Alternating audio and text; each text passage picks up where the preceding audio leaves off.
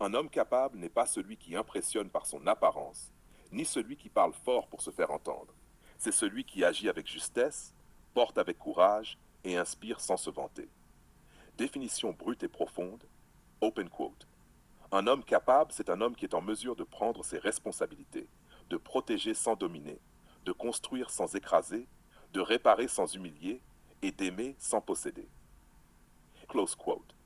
Les 7 piliers de l'homme capable. 1. Clarté d'esprit. Il sait ce qu'il veut, ce qu'il ne veut pas et pourquoi. Il ne navigue pas dans la vie au hasard. 2. Cohérence. Ses actes suivent ses paroles. Il ne promet pas pour séduire, il agit pour tenir. Force maîtrisée. Il a de la puissance, mais ne l'utilise jamais pour intimider. Il la garde pour protéger, relever ou défendre. 4. Responsabilité. Il ne fuit pas les conséquences. Il assume ses choix, même lorsqu'ils coûtent.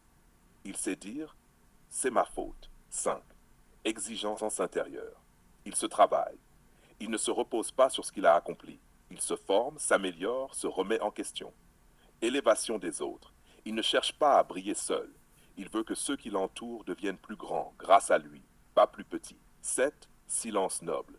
Il n'a pas besoin de prouver. Il laisse les résultats parler. Il n'écrase pas par le bruit, mais par l'exemple. Exemple de posture. Open quote.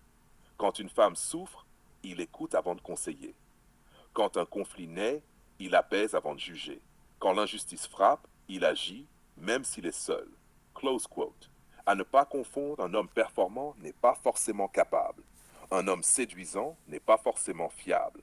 Un homme fort n'est pas forcément bon.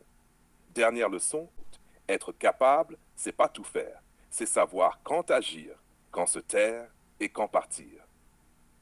Close quote. Un homme capable ne se mesure plus à sa droiture, ni à sa vision, mais à sa capacité à offrir des transactions matérielles. Close quote. Version directe.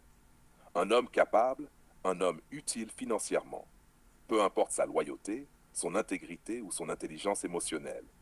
S'il ne donne pas argent, confort, cadeau, statut, il est disqualifié. Décryptage psychologique et sociologique. 1. L'hypergamie modernisée. Les standards ont changé. L'homme doit être un fournisseur de confort instantané, pas un bâtisseur long terme. Il ne doit plus proposer une vision, mais payer la note.